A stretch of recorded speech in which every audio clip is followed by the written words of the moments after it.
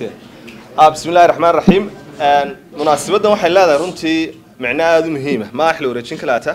waxa xilka la kala wareegaya laba aqoon-yahan oo wadanka runtii qiimo gaar ah ku leh midowga isma xilka wareejinaya Dr. Axmed Cali Maax oo runtii ah nin aqoon leh akhlaaq badan leh nidaamka maamulaya dawladana khibrad wanaagsan u leh ninka la wareegayo waa saaxiibkay Rooble Cabdi Muuse runtii waa runtii ninka wadaarka saana dhalinyarta ah laakiin runtii sidoo abwaan batun sheegay nin aad u balaaran haday tahay xagga waxbarashadiisa oo cilmiga dhaqaalaha u badan wadan gudihiisa iyo dibadda Jarmalkaba runtiina wax ku bartay iskuuladii dawladda Soomaaliland oo waxa berigii hore ardayda iskuulada dawladda ku jirta oo iska xigsan jirtay dadka kale amba waxay u haysteen nimanka private-ka wax ka bartay inay dalka ka leeyihiin marka Rooble wuxuu ka baxay dugsiga Gacalibaax halkaas aanan runtii isku naqaanay iyo xaafadii uu deganaa isku xaafadaynba Rooble waa nin dhaqaaleyahan runtii aqoonta waa la wada galay dadku de level jaamacadeed wada gaaraan laakiin de bahasha waa lagu kala xeel dheer markay aqoonyahanka Soomaaliland noqoto waa dadka ugu xeel dheer ku jira Rooble Cabdi Muuse runtii isagoo nin daadiisa adarkiisa waxa inta uu raacaa sidoo batun sheegay waa nin balaaran oo fanka iyo arrimaha bulshadana aad ugu dhex jira imika arrimaha horumarinta marka laga shaqeynayo caalamka badanka waxa loo dhiibay oo dhaqaaleyahanada dadka bartay mashruucan weyn imika wasaaradda beeruhuna ay qaybta weyn ka wado caraqabatiga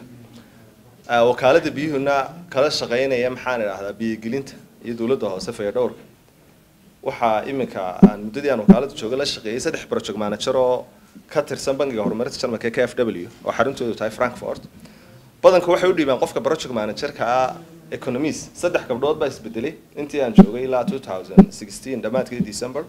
saddexdu waxaan economist badanka waxa loo sameeyaa maxay technical advisor khibrad wanaagsan leh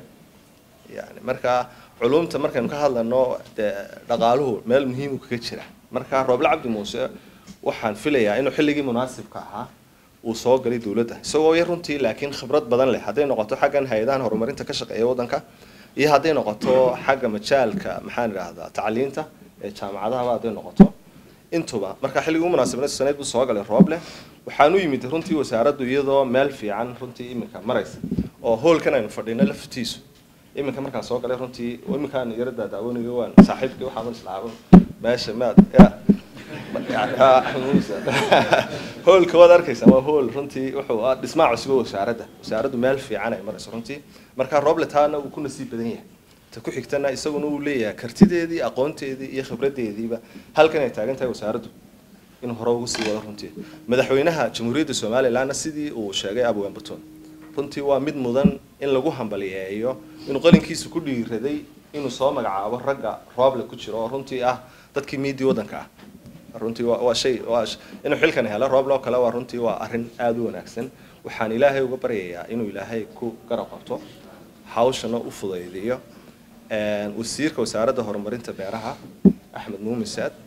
isagana waxaan markii horena waxa la shaqeynay runtii nin aqoon-yahan maaxa oo ixtiraam mudan maanta waxa uu yimid ninka dhalinyarta ee cagaa ka neefsanaya 24 saac shaqeynaya marka isagana inuu si fiican ugu shaqeysiin doono Rooble wasiirkan ku kalsoonahay oo wasiir way araga hayina warka waxaan sidoo kale intii uu batun yiri shaqaalaha wasaaradda horumarinta beeraha nin runtii aad wax badan ka baran doontaan oo balaaran baa idin yimid inaad si fiican u soo dhaweysaan